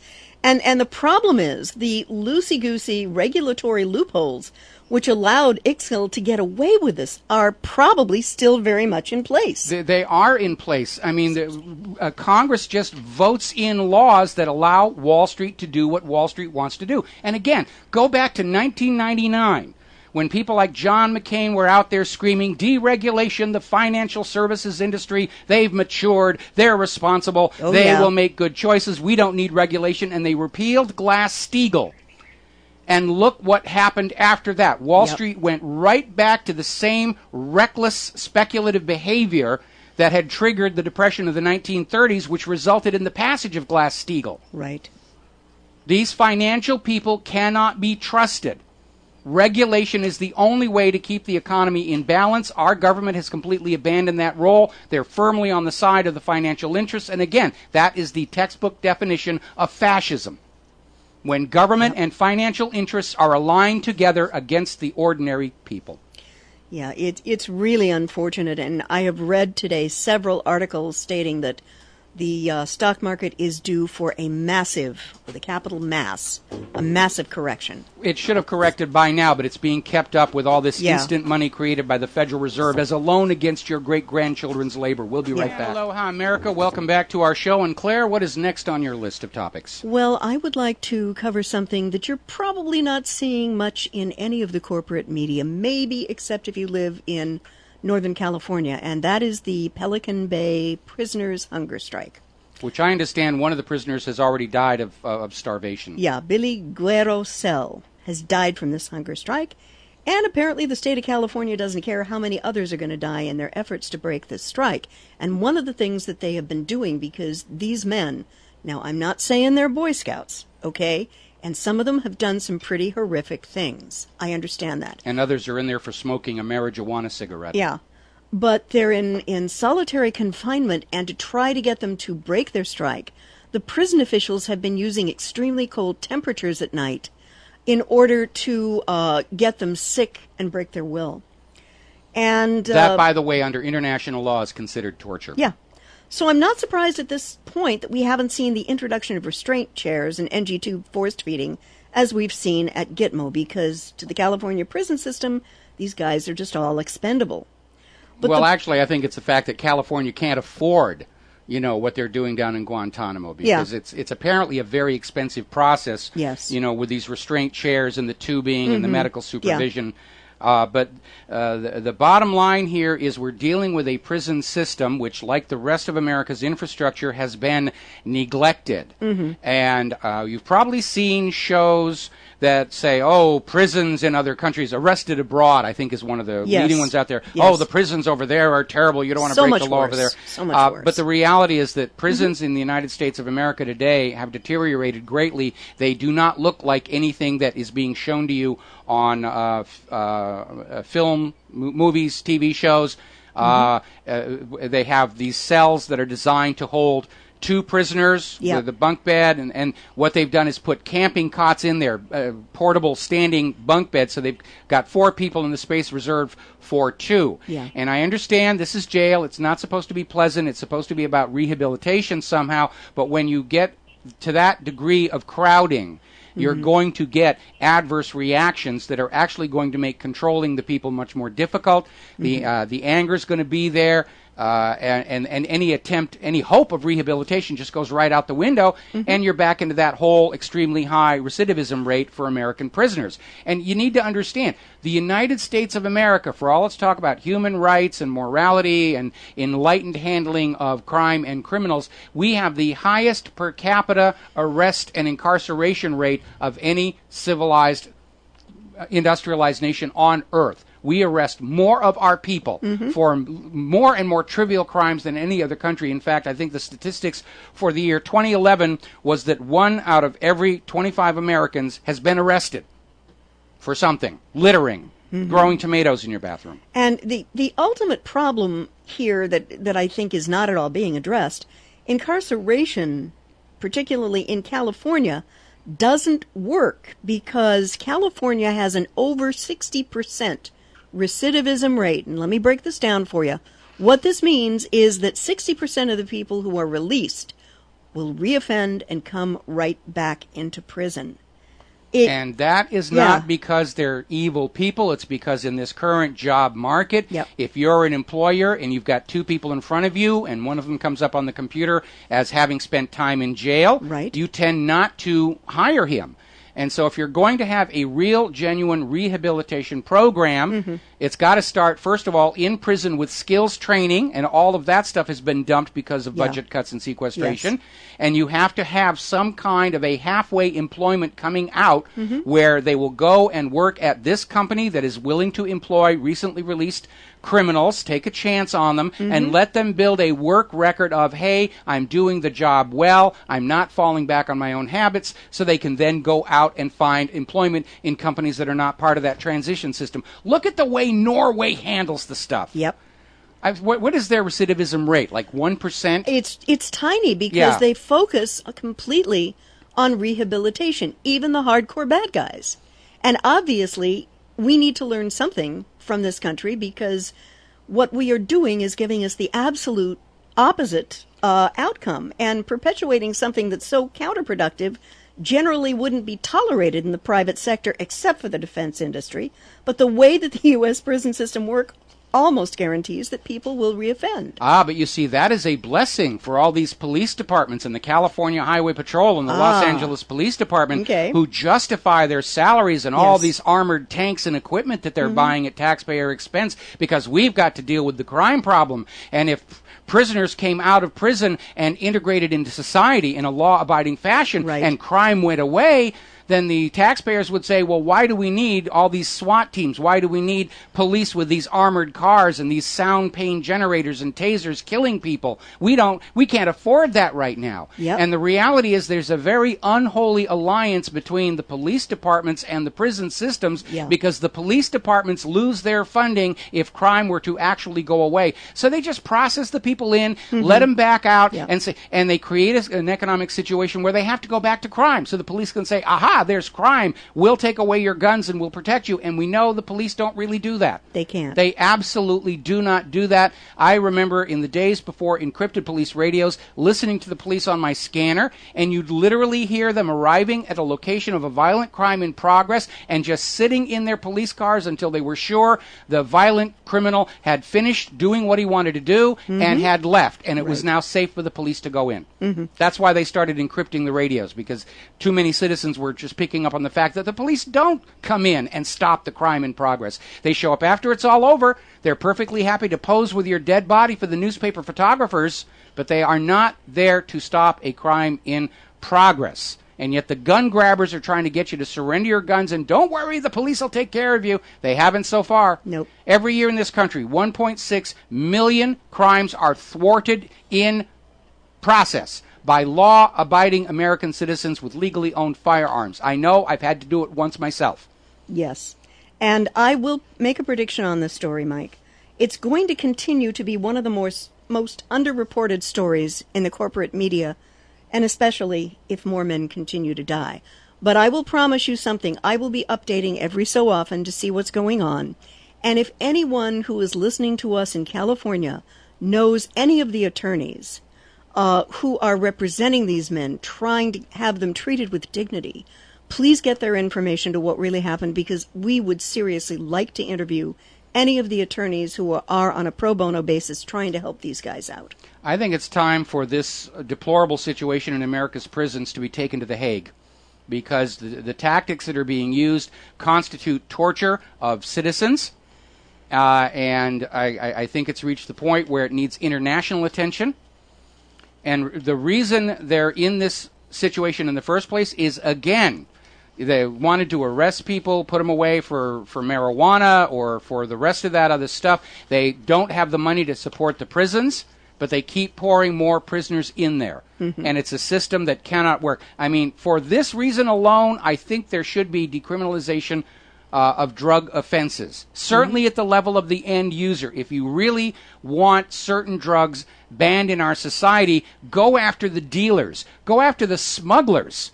You know, we saw all these people being arrested for a little bit of cocaine use here and stuff, and meanwhile the CIA is just bringing the stuff in cargo planes. Yep. The Air Force brought in 21 tons of cocaine into Miami a couple of days ago. So if you really want to shut down the drug trade, you got to shut down those major players who, unfortunately, are tied in with America's intelligence agencies. Yeah, that's really ugly. The whole Iran-Contra, Mina Airport, Bill Clinton, Hillary Clinton thing. Yes. She was up. Remember, we got that wonderful picture of Hillary Clinton in front of the White House Christmas tree with Jorge Cabrera, a known convicted cocaine smuggler, standing next to the First Lady in front of that White House Christmas tree. He got to do that because he was writing big checks to the Clinton campaign. Law-abiding American citizens who don't have a lot of money, we don't get invited to the White House. Nope. We don't get to stand in front of the White House Christmas tree. Absolutely. But convicted drug criminals, as long as they're signing that check, they're welcomed right on in, right past the Secret Service. And that's how money runs America. And absolutely is. Yeah. Same Secret Service that was checking Claire and I out when Obama was out here for his last vacation. Oh, that was hysterical. We're out there handing out food to the hungry and homeless, and the Secret Service is, are you a threat to the president? No. We made him carry all the heavy stuff. I'd kind of like to move off this and talk about the U.S. government pulling diplomatic staff from Lahore, Pakistan. Okay, well, we're going to have to take a break for some more Okay. commercials here, and when we come back for our show's last segment, you can finish up on that topic. Great, thank you. All right, so we're coming up here on a commercial break. One little quick headline before we hit the commercials. Man died after waiting in Winnipeg emergency room for 34 hours. I thought Canada had this great social health system. We'll be right back. Aloha, America. Welcome back to the show. And Claire, your next topic is? The fact that the U.S. has evacuated all non-emergency staff from its consulate in the Pakistani city of Lahore, citing quote-unquote specific threats amid a worldwide alert over al-Qaeda intercepts. Now, meaning the U.S. is going to ramp up the drone strikes into Pakistan, and Yep. they want the American staffers out of the way in case the Pakistani people, for some strange reason, Yeah. start to resent seeing their friends and family and neighbors blown to bloody bits before their eyes. and it's really How picky. It's really unfortunate. Apparently, the new government of Pakistan appears to be ready to do precisely what the former government of Pakistan did: take large hunks of U.S. money as blackmail money or blood money, and look the other way while U.S. drone strikes murder hundreds of innocents, including children, women, and the medically fragile elderly. Now, as a Christian, I find this use of drone strikes not only immoral, but also from a logical point of view, ham-fistedly, pig-headedly counterproductive. And again, it's a number, Mike, that you brought up earlier in the show. For every alleged bad guy, and we don't know that they're the bad guy because there's been no due process, they will also take out, these strikes will take out another 50 innocent people. And Mike, can you please tell me how that is supposed to win the hearts and minds of the Pakistani people? Well, I think what it is, because you have to step back and say, what is the U.S. really trying to accomplish Yeah. with these drone strikes? Mm-hmm. And if you look at this from the point of view of people on the ground, who Mm-hmm. are in the market square of their local town, they're going about their business, they're buying food for the dinner tonight, they're talking with friends, and all of a sudden, with no warning, there's a blinding flash of light and a hideous explosion, Mm-hmm. and people they've known their entire lives are in bloody shreds around them. Yeah. Now, from the point of view of somebody who's witnessing that, there's really no difference at all between somebody wearing an explosive suicide vest and a bomb falling out of a clear blue sky without warning. They are both acts of terror. Right. And so the question has to be asked if, in fact, these drone strikes' real agenda are simply to keep up a campaign of terror and fear on the population of countries where the population is not in agreement with the government going along with the U.S. agenda. And so the U.S. tells that government, we're just going to blow up a bunch of people until they're too scared to stand up to your policy serving our policy. That seems to me to be the reality of what these drone strikes are accomplishing, because we have no way of knowing whether the intended targets are really valid targets or they're just random explosions. Basically, Barack Obama is using the drone strikes into Pakistan and Yemen and all these other countries for pretty much the same purpose that Adolf Hitler uncorked the V-1 buzz bomb and the V-2 ballistic missile into England. They weren't actually able to hit specific targets. It was a campaign of terror to scare the British people into abandoning their own government and or coercing the government to go along with Nazi Germany's political agenda. And it didn't work back then. It hardened the resolve of the British people against the Nazis, and it's not working in the Middle East because it's hardening the resolve of those people against the nation that is inflicting those drone strikes. Absolutely. And, one of the scenarios that I see as a possibility, what happens if the Pakistani government actually winds up falling and the military decides to side with the Taliban? I mean, it could happen. That's what's going on in Yeah. Egypt. The new incoming government there, they're fed up with U.S. interference. They're renormalizing relations with Syria. They're absolutely hostile both to the United States and to Israel. It is a foreign policy Charlie Foxtrot going on. And there are times when some elements in U.S. foreign policy remind me very much of the classic definition of insanity, where a person does something over and over and over again exactly the same way, but they're expecting a different outcome. Well, what they're actually doing is they're doing what worked before. Yeah. And they're surprised by the fact it's not working again. In a lot of ways, the political planning of the federal government is a lot like the management of our corporate TV networks and movie studios. They keep redoing Batman, redoing Superman, because they were big hits before, but the audience is starting to taper off, and they can't figure out why. Our government is playing the same kind of propaganda tricks and deception and fraud that worked before at the height of the Cold War, when we were all trusting the government and public schools were brainwashing us to wet ourselves when we heard the word commie. Yep. But it doesn't work anymore, and they can't figure out what's going on. And again, Obama is getting very, very poor advice from his advisors, or he is simply not listening to them. Maybe it's true he's on SSRIs. We know during his first term it was reported he was dealing with depression and being treated by the White House doctor for that. That means a happy pill. And that would certainly explain why his thoughts don't seem to be cohesive and connected. Like I said, he just got up at this press conference and promised more strict controls on the NSA spying program he told Jay Leno didn't exist only a couple of days ago. That doesn't sound like a person with their thinking faculties entirely intact. Nope, definitely not.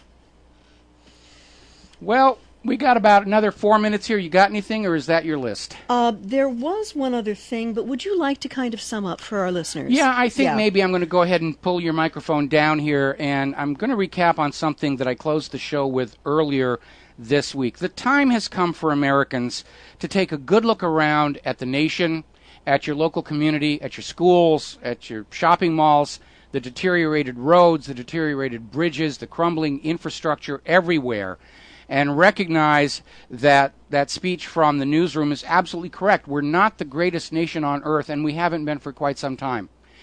And we need to ask ourselves a couple of important questions. Is this system, this economic system, this governmental system, working for we, the people? And I think the answer is going to be a resounding no. And you need to ask yourself, is this the nation I want my children to have to grow up in?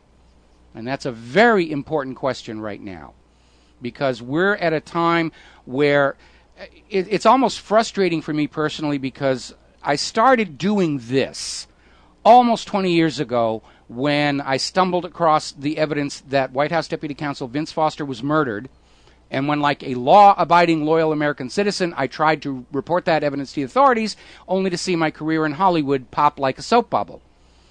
And so it's been almost 20 years, and all of the dire warnings of where this government was clearly going that I put out there almost 20 years ago, they're all coming true.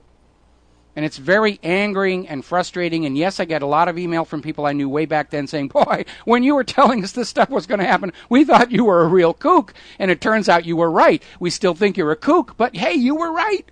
And we're at the point right now where I think Americans have to start being willing to say, I don't believe this government anymore. I don't believe this corporate media anymore. We've been lied to so many times. This banking system does not serve the people. It serves itself. It's time to say it's over. This current system is over. It's headed for collapse. We just got to stand back and let it happen. The one thing we cannot allow ourselves to do anymore is being tricked into believing a little bit longer, so we give them a little bit more of our money, so that we give them a few more of our children for their wars, so that we fill out some more of the paperwork and think that it actually means something. We know this country is in its final days. We have to step back, protect ourselves, protect our families, protect what remains of our own personal wealth, and realize that virtually everything we hear from this federal government and this banking system is a lie to rule us and to control us. We live in an age of lies. The American people are the most lied to people on the face of the earth. I remember as a kid in grade school about how terrible it was the communists were propagandizing their people to believe all kinds of terrible nonsense. Well, our government is now doing exactly the same. Exploding clothes on al-Qaeda terrorists, backpack bombs in Austin and Pasadena. And we know it's all a fraud. And it's time to stand up and simply say to Obama, when he gets up there and says, I'm going to control the NSA, we need to stand up and say, bull biscuits. Mr. President, your pants are on fire. You've lied to us so many times, we will not believe anything you say anymore. We have to say that to ABC News. We have to say that to CBS News. We have to say it to NBC News. We have to say it to CNN. We have to say it to Fox. We are tired of being lied to in order to control us, trick us out of our obedience, trick us out of our money, and most importantly, trick us out of the lives of our children. Enough is enough is enough is enough.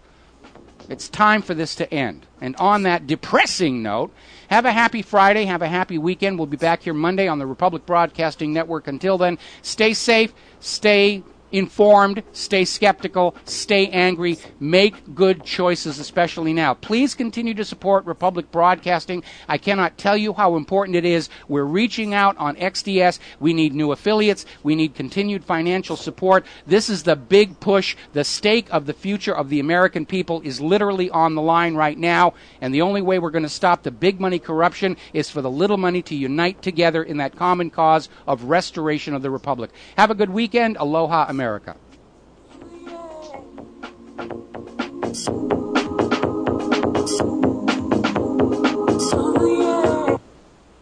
John Stettmiller here.